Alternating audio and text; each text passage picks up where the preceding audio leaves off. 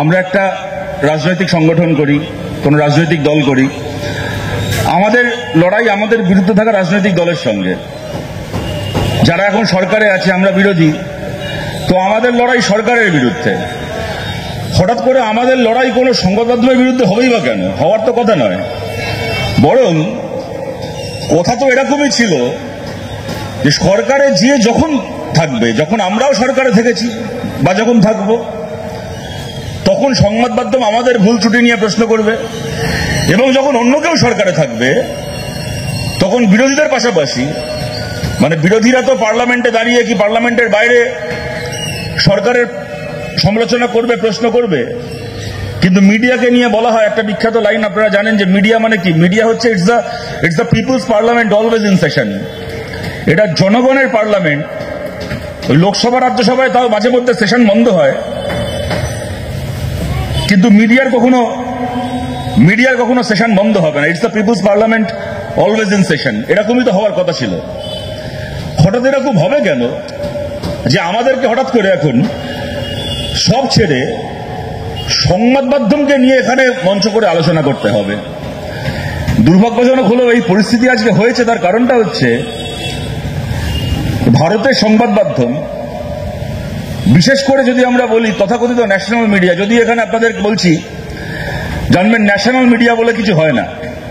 এটা কোথাও ঠিক হয়নি যে বাংলা মিডিয়াটা regional, Tamil media regional, Telugu media regional, আর হিন্দি হলে ইংলিশ হলে সেটা ন্যাশনাল।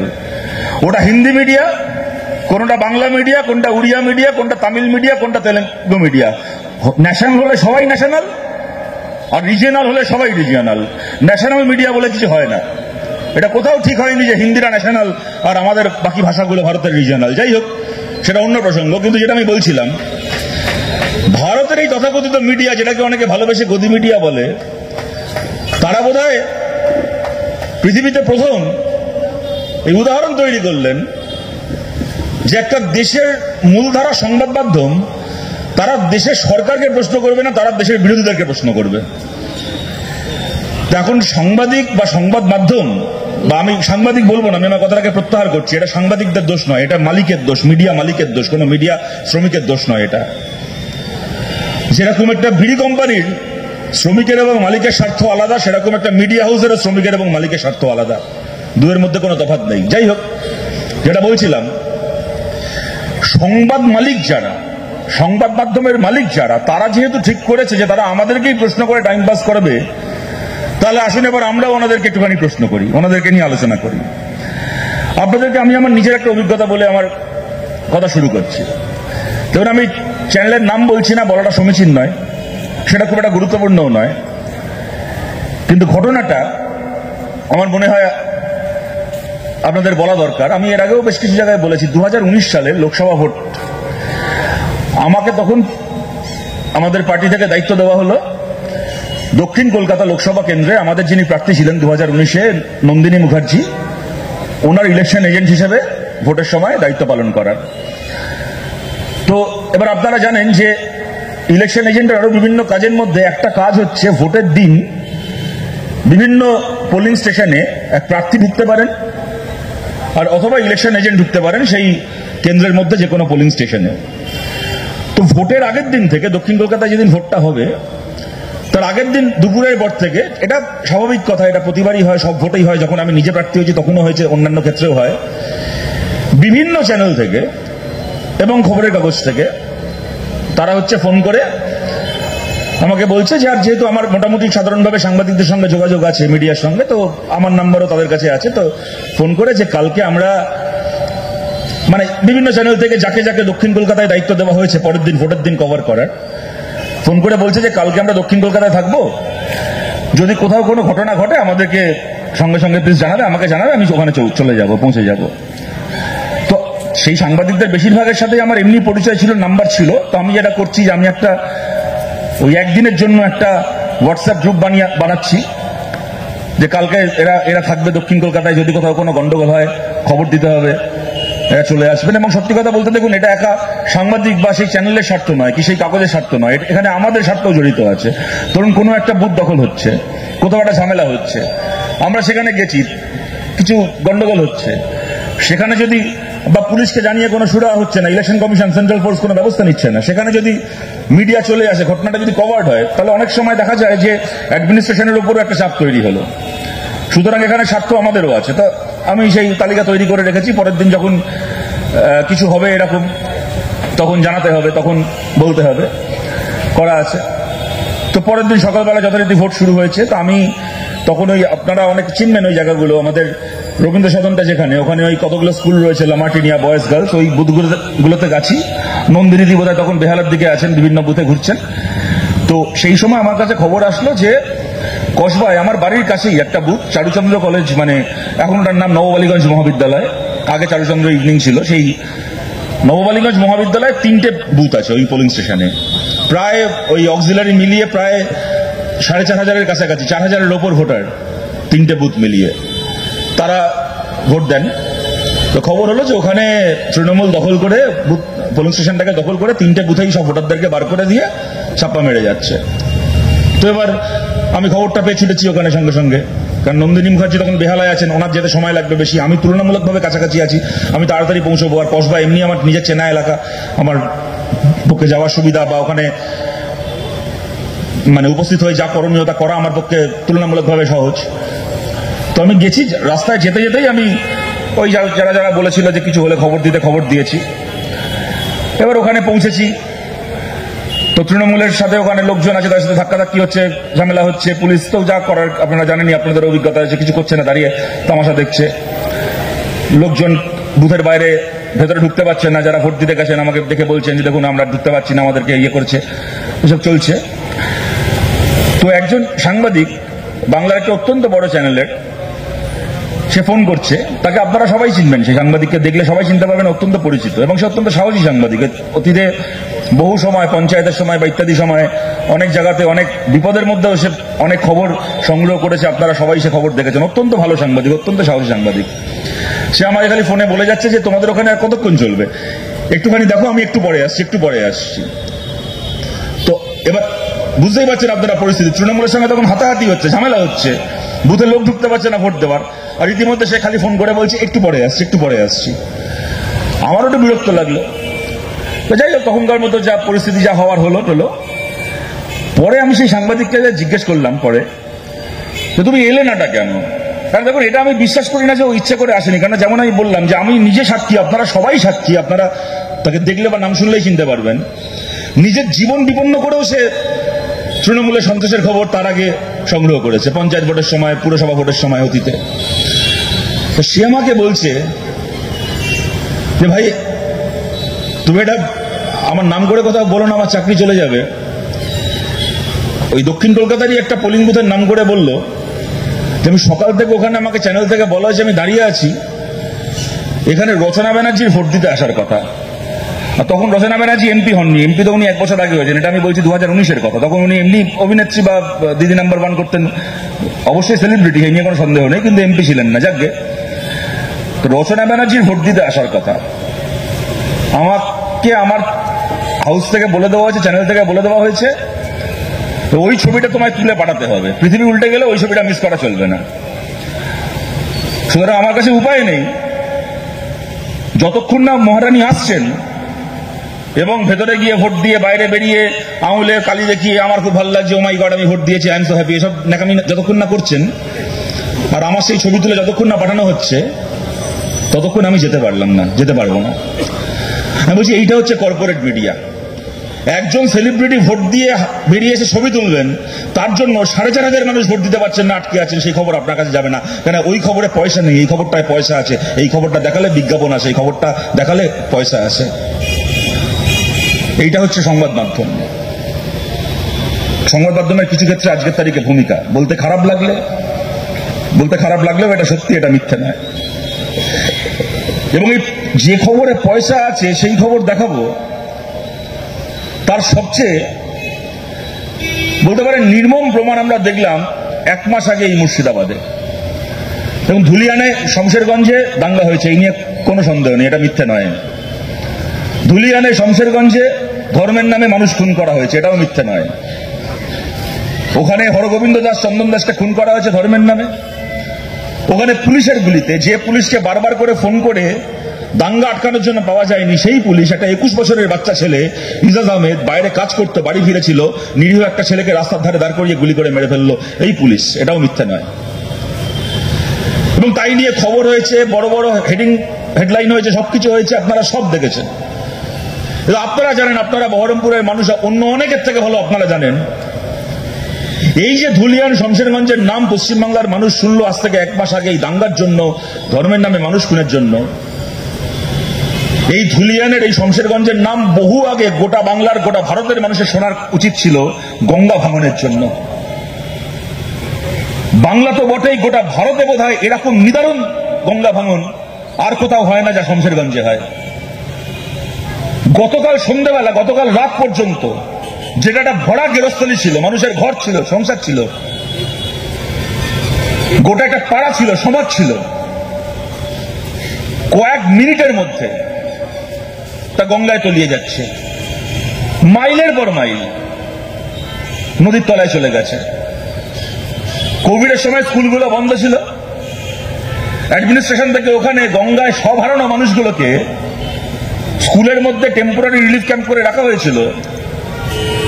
যখন তারপরে কোভিডের পরে আস্তে আস্তে লকডাউন উঠছে, স্কুলগুলো খুলছে, হাতে একটা পলিথিনের প্যাকেটে 2 মুঠো চাল 3 মুঠো ডাল ধরিয়ে দিয়ে রিলিফ ক্যাম্প থেকে বার করে দিয়ে বলেছিল তোমাদের পরে বাড়ির ব্যবস্থা করা হবে, সে ব্যবস্থা আজ অব্দি করা হয়নি।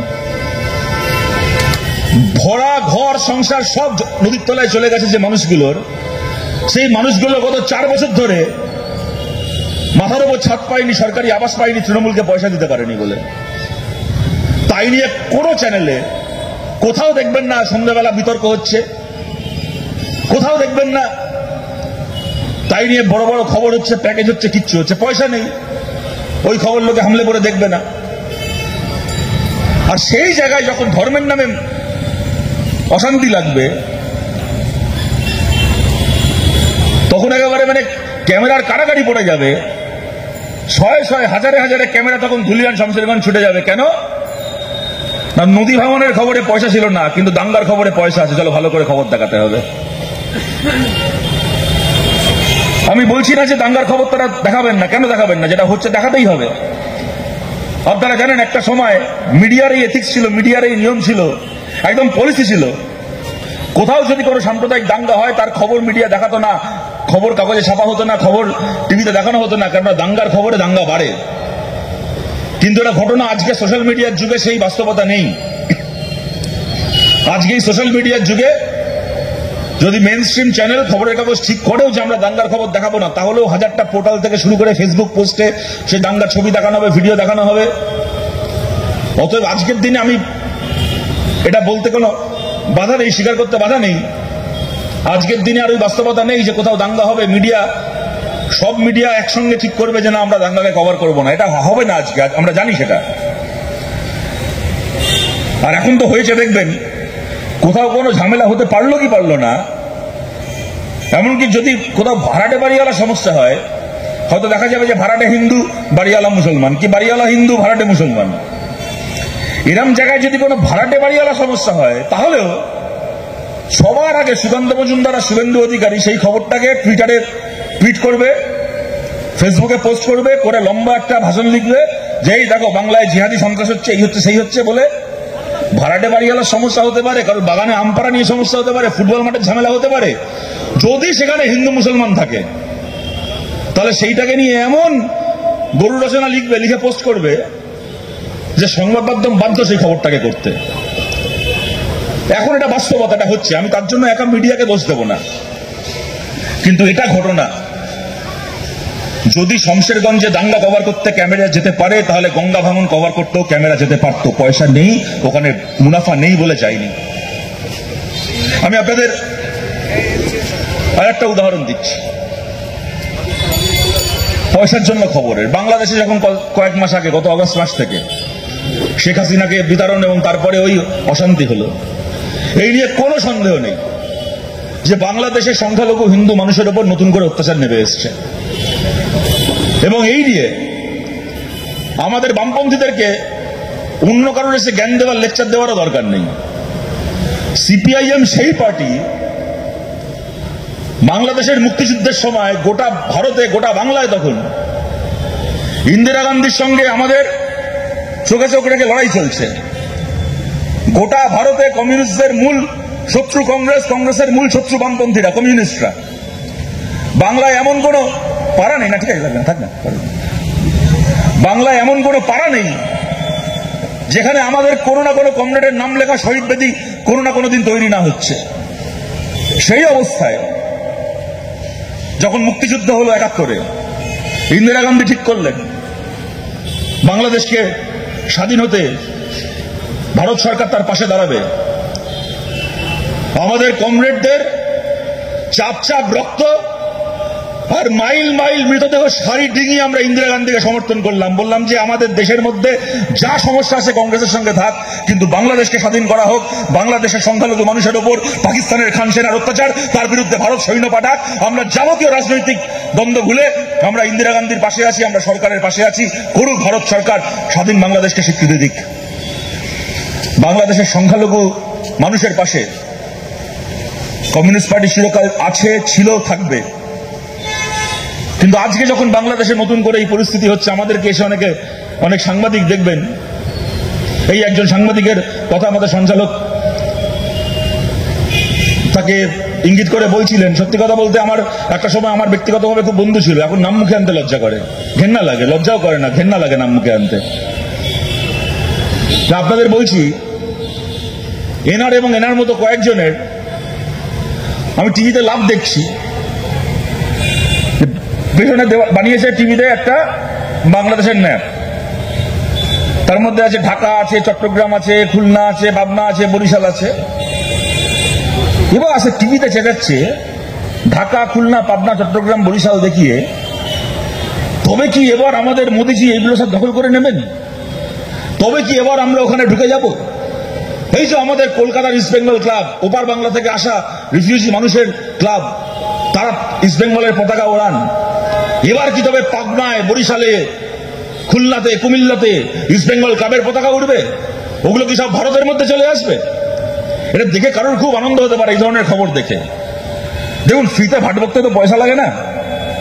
এখানে দাঁড়িয়ে লাফাচ্ছে যে খুলনা, বাংলাদেশ, পাবনায়, মানে পাবনা, বরিশাল সব জায়গায় ভারতের পতাকা উঠবে, সব মোদিজি দখল করে নেবেন। আর এরই মতো কতগুলো জোকার আবার বাংলাদেশেও আছে, তারা আবার ওই সময় মিছিল করে বলছে আমরা 4 ঘন্টার মধ্যে গিয়ে কলকাতা দখল করে নেবো। কতগুলো দেখেছেন বাংলাদেশের কতগুলো নাটবল্টুকে সেই সময়। যেরকম পৃথিবীর যেখানে যাবেন জ্ঞানী লোক পাবেন, সেরকম পৃথিবীর যেখানে যাবেন কিছু জোকার পাবেন, এটা নিয়ম। তো কথাটা আমি এই কারণে বলছি, এরা বাংলাদেশের হিন্দুদের বন্ধু যারা এখানে এই খবরগুলো করছে। আজকে বলুন তো, যদি আর সমস্যাটা কি? দেখুন, এগুলো হচ্ছে কি বাংলা চ্যানেলে, আর যদি কোনো তামিল চ্যানেলে, তেলেগু চ্যানেলে এটা হয়, তাও হয়তো সেটা মুহূর্তের মধ্যে বাংলাদেশে পৌঁছবে না জিনিসটা। কিন্তু বাংলা চ্যানেলে এগুলো হওয়া মানে হচ্ছে ভাষাটা যেহেতু এক, আপনারা বুঝতে পারছেন বাংলার কোন চ্যানেলে কি বলা হচ্ছে না বলা হচ্ছে, স্বাভাবিকভাবে মুহূর্তের মধ্যে সেটা সোশ্যাল মিডিয়ার মাধ্যমে, ইউটিউবের মাধ্যমে, ফেসবুকের মাধ্যমে বাংলাদেশেও ছড়িয়ে যাবে। তখন বাংলাদেশে এরকম সাম্প্রদায়িক একটা উত্তেজনার পরিস্থিতি। সত্যি সত্যি ওখানে তখন মন্দির ভাঙা হচ্ছে, বাংলাদেশের সংখ্যালঘু মানুষের উপর ইউনূসের বাহিনী, তার মদতে যারা ক্ষমতা দখল করেছে তারা হামলা করছে। সেই অবস্থার মধ্যে আপনারা চিন্তা করুন, যদি ওখানে এরকম ভিডিও চালানো হয় যে কলকাতায় বসে, ভারতে বসে কিছু সাংবাদিক বলছে, এবং কোন চ্যানেলের সাংবাদিক না, একেবারে ভারত সরকার চালাচ্ছে যে পার্টি বিজেপি, সেই পার্টির নিজের ছায়ায় চালা, সেই পার্টির টাকায় চলাচ্ছে চ্যানেল, মোদির চামচাদের চ্যানেলের সাংবাদিক। সে বলছে বাংলাদেশ দখল হয়ে যাবে, ঢাকা, বরিশাল, পাবনা দখল হয়ে যাবে। এইটা যখন বাংলাদেশে চালানো হবে, লোকে ভিডিওটা দেখবে, আপনারা বলুন বাংলাদেশের হিন্দুর ওপর অত্যাচার বাড়বে নাকি কমবে? এইটাকে অজুহাত করে বাংলাদেশের সংখ্যালঘু মানুষের ওপর, বাংলাদেশের যারা সংখ্যাগুরু সাম্প্রদায়িকতার যারা পান্ডা, এইটাকে অজুহাত করে তারা বাংলাদেশের সংখ্যালঘু হিন্দুর ওপর আক্রমণ বাড়াবে নাকি কমাবে? পেহেলগামে যখন কতগুলো সন্ত্রাসবাদী ধর্ম জিজ্ঞেস করে 26 জন মানুষকে খুন করলেন, তারপরে এটা হলো না যে মারল সন্ত্রাসবাদীরা, টেরোরিস্টরা, মরল সাধারণ মানুষ। আর কলকাতায় একজন সাধারণ মুসলমান মহিলা, তিনি গর্ভবতী, 8 মাসের প্রেগনেন্ট, তিনি ডাক্তার দেখাতে গেছেন, তাকে ডাক্তার বলছে তুমি মুসলমান, তোমার আমি চিকিৎসা করব না। মানুষ যখন পশুতে পরিণত হয় তখন সেই মানুষের অধঃপতনের কোনো সীমা থাকে, কোনো তল থাকে? আজকে পেহেলগামের ঘটনাকে ব্যবহার করে যেরকম ভারতে কিছু লোক ওটাকে অজুহাত হিসেবে ব্যবহার করেছে ভারতের সংখ্যালঘুর উপর আক্রমণ করার জন্য, তেমন এই ধরনের ভিডিও, সংবাদ মাধ্যমের এই ভূমিকা, তা বাংলাদেশের দাঙ্গাবাজরা ব্যবহার করবে না বাংলাদেশের সংখ্যালঘু হিন্দুর উপর আক্রমণ করার জন্য? কিন্তু কি যায় আসে এদের? এরা দাঁড়িয়ে বলবে ঢাকা দখল করব, চট্টগ্রাম দখল করব, বরিশাল দখল করব, তাই দেখে আমি আপনি ফেসবুকেটাকে দেখবো, উত্তেজিত হব, আনন্দিত হব। গুরু কি দিয়ে দিয়েছে আমাদের দাদা, একদম বাংলাদেশকে চমকে দিয়েছে। ও ঠু করে টিআরপি বাড়বে, বিজ্ঞাপনের টাকা ঢুকবে, কোটি কোটি পয়সা ঢুকবে চ্যানেলের অ্যাকাউন্টে, চ্যানেলের মালিকের অ্যাকাউন্টে, চ্যানেলের সাংবাদিকের অ্যাকাউন্টে কোটি কোটি পয়সা ঢুকবে। সেই পয়সা গুনে বাড়িতে শুয়ে থাকবে। তারপর তুই বাংলাদেশে তোর মন্দিরে হামলা হলো তো হলো, আমার কি যায় আসে? এইটা হচ্ছে সাংবাদিকতার নামে তৃতীয় শ্রেণীর রাজনীতি, যারা দুর্ভাগ্য যে আমাদের দেশে, আমাদের বাংলায়, আমাদের চোখের সামনে সংগঠিত হচ্ছে। কদিন আগে আপনারা জানেন এই অপারেশন সিন্দুর এই সবকিছু হওয়ার পরে কলকাতায় বামফ্রন্টের একটা মিছিল হয়েছে, আমার তারিখটা ভুল না হলে গত 13 তারিখ। আপনারা সেই মিছিলের একটা ভিডিও হয়তো সবাই দেখেছেন। কোন টিভি চ্যানেলে, এতগুলো বড় বড় চ্যানেল রয়েছে, কেউ সেটা দেখায়নি। কেউ, একজন ভদ্রমহিলা তার বক্তব্য, তার সামনে কেউ মাইক ধরতে যায়নি, কোনো খবরের কাগজ তার বিবৃতি নিতে যায়নি। ঠিক কোথাকার একটা পোর্টাল, আমি তো কোনোদিন এর আগে তার সে পোর্টালের নাম শুনিনি। পরে এই ভিডিওটা দেখার পরে পোর্টালটায় গিয়ে দেখলাম পরপর শুভেন্দু অধিকারী আর সুকান্ত মজুমদারের পুজো করে ভিডিও বানানো। বোঝাই যাচ্ছে বিজেপি আরএসএস পরিচালিত। প্রত্যেকে একজন দেখলাম ভদ্রমহিলা, সে কোনোদিন তাকে চোখে দেখেনি কেউ কোনোদিন। সে কোথাকার সিপিএম নেত্রী, কোত্থেকে এলো কেউ জানে না। তার সামনে ওই একটা পোর্টালের সাংবাদিক তার বুম ধরেছে, আর তিনি মিছিল হাঁটতে হাঁটতে বলছেন, হ্যাঁ কেন পাকিস্তানের উপর হামলা করা হবে, পাকিস্তান কি করেছে, কোথাও প্রমাণিত হয়েছে পাকিস্তানের দোষ আছে ইত্যাদি, কেন পাকিস্তানের জল বন্ধ করা হবে ইত্যাদি ইত্যাদি। আর সেই ভিডিও নিয়ে ওরা পৃথিবী উত্তাল করে দেওয়ার চেষ্টা হলো। এই দেখো সিপিএম এর মিছিল থেকে, বামফ্রন্টের মিছিল থেকে বলা হচ্ছে এদের পাকিস্তানের জন্য প্রাণ কাঁদে, কেন পাকিস্তানের ওপর দোষ চাপানো হচ্ছে, কোথায় প্রমাণিত হয়েছে ইত্যাদি ইত্যাদি নাকি বলছে। ঘটনা হচ্ছে কোন মেইনস্ট্রিম মিডিয়ার ক্ষমতা হলো না এটা বলার, এবং এই পোর্টালগুলোর ক্ষমতা হলো না এটা দেখানোর। যে মিছিলের ভেতর দাঁড়িয়ে নাকি ইনি এটা বলেছিলেন, ইনি কে, কি বৃত্তান্ত, কোত্থেকে এলেন, কোথায় হারিয়ে গেলেন, কোথায় কপ্পুরের মতো উঠে গেলেন কেউ জানি না। কিন্তু যে মিছিল থেকে নাকি এই কথাটা বলা হয়েছে বলে এরা দাবি করছে, সেই মিছিলের সবার সামনে যে ব্যানারটা ধরেছিলেন মোহাম্মদ সালিম, বিমান বসু, সূর্য মিশ্র, যে ব্যানারটা ধরে হাঁটছিলেন, সেই ব্যানারের প্রথম লাইনটা ছিল পাকিস্তানের মদতপুষ্ট সন্ত্রাসবাদ নিপাত যাক। এইটা ছিল বামপন্থী মিছিলের, বামফ্রন্টের মিছিলের প্রথম স্লোগান, পাকিস্তানের মদতপুষ্ট সন্ত্রাসবাদ নিপাত যাক। যখন আমরা তো চাই যে দেশে দেশে যুদ্ধ না হোক, আমাদের কোথাও এটা বলতে কোনো দ্বিধা নেই, কোথাও লজ্জা নেই। হ্যাঁ এটা সত্যি, এক সময় বহু আগে যুদ্ধ নয় শান্তি চাই বলার জন্য জ্যোতি বসুকে দেশদ্রোহী বলে জেলে ঢোকানো হয়েছিল।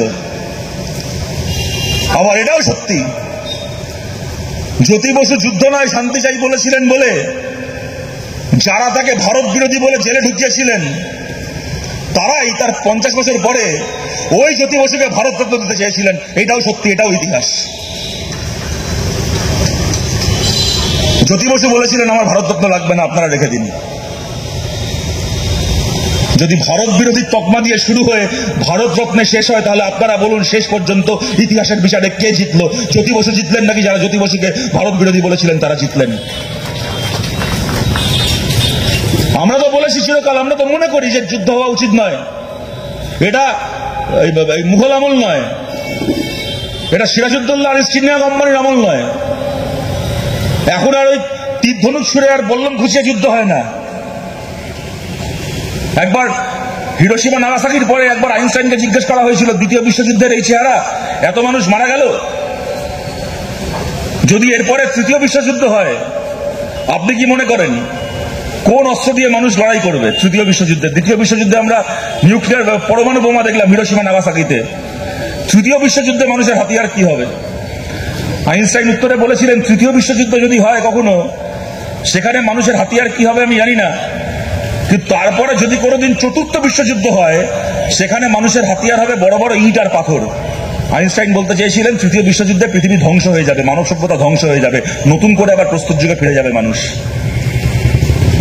আমরা তো চাই না সভ্যতা প্রস্তর যুগে ফিরে যাক। এখন আর ওই যেটা বলছিলাম তীর ছুঁড়ে আর বল্লম খুঁচিয়ে যুদ্ধ হয় না, এখন যুদ্ধ হয় আকাশ থেকে মৃত্যু নেমে আসে, কোনো একজন মানুষের নয়, কোনো একটা বাড়ির নয়, কোনো একটা পরিবারের নয়, একটা গোটা শহরের, একটা গোটা এলাকার, একটা গোটা সভ্যতার মৃত্যু আকাশ থেকে নেমে আসে। তাই আমরা তো মনে করি 2025 সাল এটা আজকের পৃথিবীতে শেষ ফেসলা যুদ্ধ করে হবে না, নিশ্চয় যুদ্ধ যেখানে করার দরকার সেখানে করতে হবে, কিন্তু শেষ ফেসলা ডিপ্লোম্যাটিক কূটনৈতিক যুদ্ধে শেষ ফেসলা হবে। তোমার শত্রু দেশকে, তোমার প্রতিপক্ষ দেশকে তুমি বাকি পৃথিবীর সামনে কতটা কোণঠাসা করতে পারো, তাকে কতটা অপদস্থ করতে পারো, গোটা পৃথিবীর অন্যান্য দেশকে কতটা তার বিরুদ্ধে অবস্থান নেওয়াতে পারো, তাই দিয়ে এই যুদ্ধের ফেসলা হবে। যাই হোক, আমি যে কথাটা বলছিলাম, আমরা চেহারা দেখলাম মিডিয়ার, আমি তাও বলছি এটা দেখুন, এটা ঘটনা যাই বলি না কেন, দিনের পর দিন পাকিস্তান থেকে মদত নিয়ে কিছু জঙ্গি ঢুকছে ভারতে, গুলি করছে, সাধারণ মানুষ মরে যাচ্ছে, আমাদের দেশে জওয়ানরা মারা যাচ্ছে, দিনের পর দিন এই জিনিস চলছে।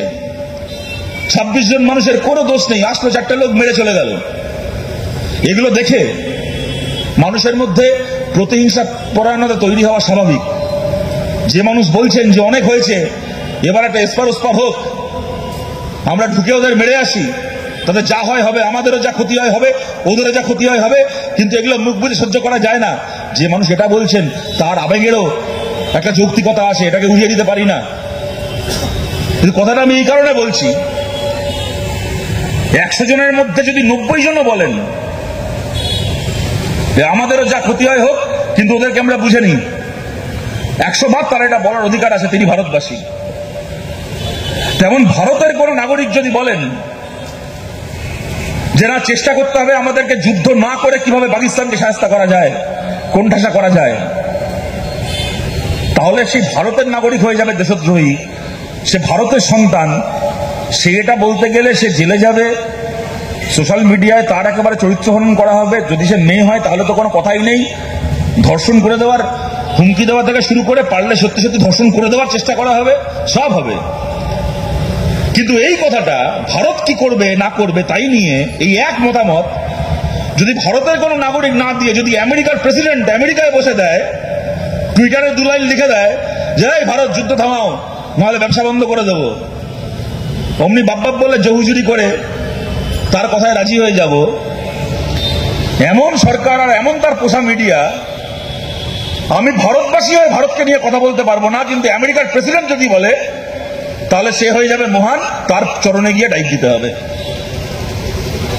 এইটা হচ্ছে নৈতিকতা, এটা হচ্ছে যুক্তি, এটা হচ্ছে এদের বক্তব্য। আর সেই যুক্তি, সেই নৈতিকতা, সেই বক্তব্য কোথায় তাকে প্রশ্ন করা হবে তা না, তার পালে হাওয়া দিচ্ছে তথাকথিত এই গদি মিডিয়া।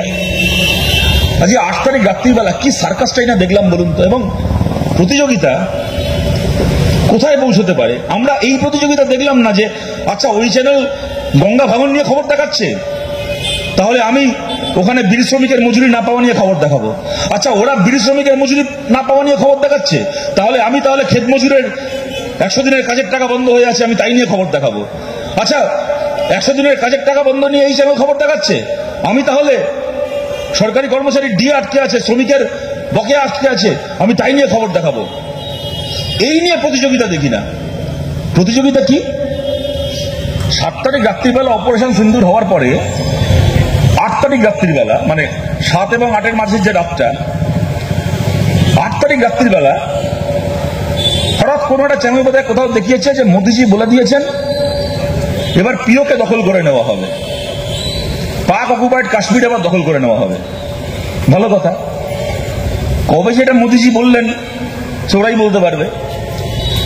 যেই না একটা চ্যানেল এটাকে নিয়ে খবর দেখানো শুরু করলো, অমনি আর একটা চ্যানেল, এই দেখেছিস ওরা বলছে আজ রাতে পিওকে আমরা দখল করে নেব, তাহলে তো আমাদেরকে এখানে থামলে চলবে না, সব ভিউয়ার ওদের চ্যানেল দেখবে, আমাদেরকে তো দুকাটি এগিয়ে বলতে হবে। তারা খবর দেখাতে শুরু করলো, তাহলে আজ রাতের মধ্যে আমরা ইসলামাবাদ দখল করে নেব। তো একটা চ্যানেল বলছে ওরে বাবা এরা ইসলামাবাদ দখল করে নেবে বলছে, সব অডিয়েন্স এবার ওদের চ্যানেল দেখবে, তাহলে আমরা এবার কি করব? চল চালিয়ে দে, আজ রাতে আমরা লাহোর দখল করে নেব। তো এ তো লাহোর দখল করে নিচ্ছে আজ রাতের মধ্যে, তার একটা চ্যানেল। বাবা প্লেন পাঠিয়ে জায়গা দখল করা হবে, সব তো ওই তিনটা চ্যানেল দখল করে দেখিয়ে দিল রে, আমরা তাহলে কি দেখাবো? নে চল আমরা জাহাজ ভাসিয়ে দিই। বলছে বম্বের পোর্ট থেকে জাহাজ বেরিয়ে গেছে, এবার আমরা বাদিক দিয়ে একটু সাইড হয়ে ঘুরে গিয়ে করাচি দখল করে নেব। সারা রাত ধরেই ভাড়ামো চললো। আর কতগুলো দালাল হয়েছে দেখুন, বলতে কতটা খারাপ লাগে। এরা একসময় বিভিন্ন এজেন্সিতে ছিলেন, সার্ভিসে ছিলেন, এখন বুঝে গেছে কি ধরনের কথা বললে বিজেপির গুটবুকে থাকা যায় আর কিছু টিভি চ্যানেলে গিয়ে মুখ দেখানো যায়। তারা বসে বসে আর কয়েক ঘন্টা পরে পৃথিবীতে আর দেখে গোটা পৃথিবী, কাল সকালবেলা আমরা উঠবো, সামনের বার পিওকেতে দুর্গাপূজায় বেড়াতে যাব, লাহোরে সূর্যচন্দ্রের পুজো হবে, সামনের বার কারাচিতে আমরা ভাইফোঁটা দেবো। সে মানে গোটা রাত ধরে আটঘাট বকে গেল, সারা রাত ধরে ঘটনাচক্রে। আমি সেদিন এখানে ছিলাম, লালবাগে ছিলাম, হঠাৎ আইপিএল এর খেলা হচ্ছে, আপনাদের মনে আছে, হঠাৎ করে মাঝপথে খেলা বন্ধ হয়ে গেল, পাঞ্জাবের খেলা হচ্ছিল, ব্ল্যাকআউট হয়ে গেল, খেলা বন্ধ হয়ে গেল। ভাবলাম সত্যি ভাবলাম যুদ্ধ লেগে গেল বোধ হয়।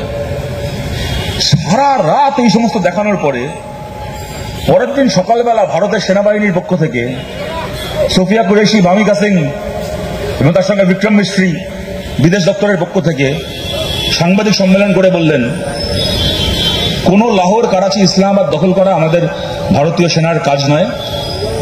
আমরা ভারতের সেনা জীবনে কোনোদিন গায়ের জোরে অন্যের মাটি দখল করতে যাইনি।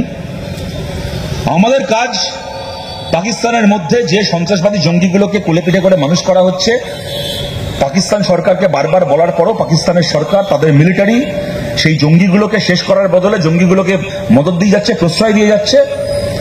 আমাদের টার্গেট শুধুমাত্র সেই জঙ্গিগুলো, জঙ্গি ঘাঁটিগুলো, কোন লাহোর, ইসলামাবাদ, করাচি দখল করা আমাদের টার্গেট নয়।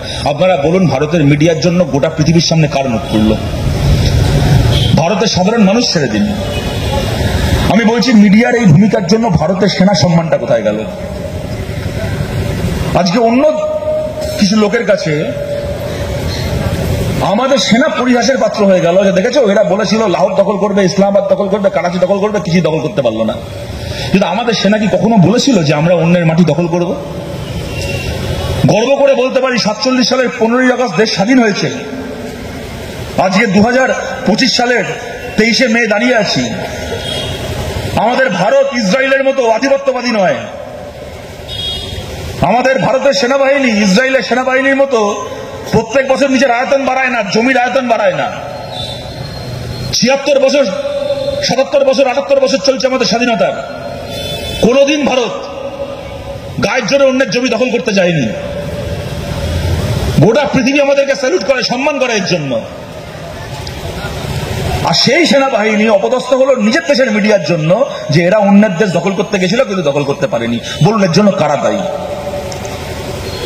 আপনারা দেখলেন একজন তথাকথিত, আমি নাম করে বলছি, মেজর গৌড় বাড়িয়া বলে, সে কোনো কালে হয়তো সেনাবাহিনীতে ছিল, কিন্তু 2014 সালের আগে থেকে টিভিতে বিরাট একবারে মোদির সেনা হয়ে সে লাফিয়ে বেড়াচ্ছে। সে বিরাট একজন বিজেপির ইনফ্লুয়েন্সার। সে একটা জায়গায় ইরানের সরকারের একজন মন্ত্রীকে, সে একটা টিভি চ্যানেলে, লাইভ চ্যানেলে বলল সুয়ার কা বাচ্চা। ইরানের সরকারের একজন মন্ত্রীকে, যে ভারত সরকারের অতিথি হয়ে ভারতে এসেছিল। ইরানের পক্ষ থেকে ওখানকার ভারতীয় দূতাবাসের কর্মীদেরকে ডেকে জবাবদিহি চাওয়া হলো। কোন তথাকথিত মেইনস্ট্রিম মিডিয়া ওই কাকের মাংস খায় না। এই গদি মিডিয়ার একটা চ্যানেলের এই কেচ্চাগুলো দেখাবে না। কি হলো? আমাদের ওখানকার অ্যাম্বাসাডারকে ডেকে তাকে তলব করে প্রশ্ন করা হলো। ভারত সরকারকে লিখিতভাবে তাদের কাছে ক্ষমা চাইতে হলো, এই বলে জমা দিতে হলো যে ওই চ্যানেল একটা বেসরকারি চ্যানেল, আমাদের কোনো দোষ নেই, সরকারের এটা বক্তব্য নয়, ওই চ্যানেলের পক্ষ থেকে যেটা বলা হয়েছে আমরা নিন্দা করছি, আপনারা আমাদেরকে ভুল বুঝবেন না, আমরা এর জন্য লজ্জিত, আমরা চাই না যে এরকম কথা বলা হোক। এটা ভারতের সরকারের কথা না। আমি যারা দূর থেকে আমাদের কথা শুনছেন আপনাদের জিজ্ঞেস করছি, যে আমাদেরকে কমিউনিস্টদেরকে নিয়ে এত সময় এত লোকের আমাদেরকে দেশদ্রোহী বলতে ইচ্ছে করে, এই করতে ইচ্ছে করে, সেই করতে ইচ্ছে করে। 47 সালে দেশ স্বাধীন হয়েছে, এটা 2025 সাল। আজ পর্যন্ত কোনোদিন কোন কমিউনিস্টের জন্য, আজ পর্যন্ত 78 বছর স্বাধীনতার, আজ অব্দি কোনোদিন কোন বামপন্থীর জন্য ভারতের সরকারকে অন্য কোন দেশের কাছে এইভাবে ছোট হতে হয়েছে? কোনোদিন কোন বামপন্থীর জন্য, কোন কমিউনিস্টের জন্য কোনোদিন আমাদের দেশের সরকারকে চিঠি লিখে বলতে হয়েছে অন্য কোন দেশকে যেটা ওর বক্তব্যটা আমাদের বক্তব্য নয়, আমাদের দেশের বক্তব্য নয়, এর জন্য আমাদের দেশের সরকারকে ভুল বুঝবেন না? কোনোদিন মাথা নিচু করতে হয়েছে কোন কমিউনিস্টের জন্য? এই বিজেপির দালালগুলোর জন্য ভারতকে মাথা নিচু করতে হলো কেন?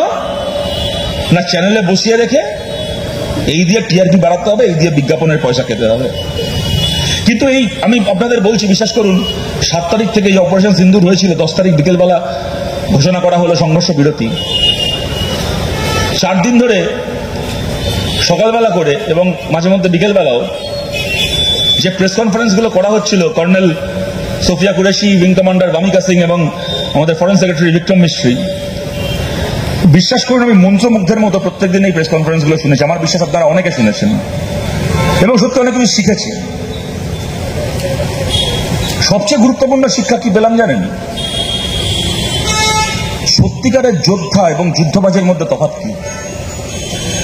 যারা সত্যিকারের যোদ্ধা, আগের দিন পাকিস্তানের ভেতর ঢুকে জঙ্গিদের ঘাঁটি গুড়িয়ে দিয়ে এসছে, তারা কতটা সভ্যতার সঙ্গে, কতটা ডিগনিটির সঙ্গে বসে কথা বলছেন। কোনো আস্ফালন নেই, কোনো হাপ্পা ছোড়া নেই, কোনো গলা শিরা ফুলিয়ে চিৎকার করা নেই, সভ্যভাবে ডিগনিটির সঙ্গে বসে যে এই ব্যাপার দেখুন আমাদের এই হয়েছে, আমরা এই অপারেশন লঞ্চ করেছি, এখানে এখানে জঙ্গি ঘাঁটি আমরা নিউট্রালাইজ করেছি, আমরা গুড়িয়ে দিয়েছি। পাকিস্তানের পক্ষ থেকে এরকম ভাবে আমাদের সিভিলিয়ান এলাকায় আক্রমণ করা হয়েছিল, আমাদের S-400 পাকিস্তানের এই ড্রোনগুলোকে, সেলগুলোকে উড়িয়ে দিয়েছে, আমরা এইভাবে আমাদের দেশের মানুষকে রক্ষা করেছি। এই আমাদের লক্ষ্য, এই আমাদের উদ্দেশ্য। আমরা বলছি পাকিস্তান যদি ওদের দিক থেকে বাড়াবাড়ি না করে, আমাদের দিক থেকেও কোনো এসকালেশন আমরা চাই না। সত্যিকারের যোদ্ধা যারা, এটা হচ্ছে তাদের শরীরের ভাষা, এটা হচ্ছে তাদের মুখের ভাষা, তাদের কণ্ঠস্বর। আর যারা যুদ্ধবাজ, যারা বাড়িতে আশলা উঠলে যারা খাটের তলায় লুকিয়ে যাবে, সেই কতগুলো অ্যাঙ্কারকে দেখলাম। সত্যিকারের যোদ্ধার সঙ্গে এদের তফাৎ। ক্যামেরার সামনে দাঁড়িয়ে চিৎকার, যেন 5-6টা র্যাবিস আক্রান্ত কুকুর একসঙ্গে কামড়েছে, এরা ইঞ্জেকশন নিতে ভুলে গেছে। কি চিৎকার, কি চিৎকার! এবার দেখে নেবো, এবার তুই কোথায় আছিস পাকিস্তানের আসিফ মুনির, তোকে এবার বুঝে নেবো, কিসের কুসুম, কিসের কুসুম, এবার সব সেকুলার বেরিয়ে যান, কুসুম কুসুম করে চিৎকার করে যাচ্ছে। সত্যিকারের একজন যোদ্ধার সঙ্গে 2 পয়সা যুদ্ধবাজের তফাৎ। তারপরে আমরা কি দেখলাম? এই 2 পয়সার দালালগুলো যখন চেঁচাচ্ছিল কিসের কুসুম, যদি আপনি মনে করেন বেরিয়ে যান দেশ থেকে, সেকুলার হলে বেরিয়ে যান, সেই সময় দেখলাম ভারতের পক্ষ থেকে দাঁড়িয়ে বলছেন বিক্রম মিস্ত্রি, পাকিস্তান চেয়েছিল পেহেলগামের ঘটনাকে ব্যবহার করে ভারতের ভেতর হিন্দু মুসলমান ভাগাভাগি করতে। ভারতের জনগণ পাকিস্তানের এই পরিকল্পনাকে সফল হতে দেয়নি। বিক্রম মিস্ত্রিকে আমরা স্যালুট জানাচ্ছি এই কথাটা বলার জন্য। আপনি সঠিক কথা বলেছেন, ন্যায়সঙ্গত কথা বলেছেন, বাঘের বাচ্চার মতো কথা বলেছেন। কারণ তার সঙ্গে একটা লাইন যোগ করছি, একা পাকিস্তান নয়, ভারতের মধ্যে বসে থাকা এই কতগুলো বিজেপির এজেন্ট, তারাও চেয়েছিল পেহেলগামের ঘটনাকে কেন্দ্র করে ভারতের ভেতর হিন্দু মুসলমান ভাগাভাগি করতে। ভারতের জনগণ, দেশের মানুষ, খালি পাকিস্তান নয়, এই কিসের কুসুম বলা পাকিস্তানের দালাল আর বিজেপির দালালগুলোর পরিকল্পনাকেও সফল হতে দেয়নি। ভারতের মানুষ হিন্দু মুসলমানে ভাগ হয়নি।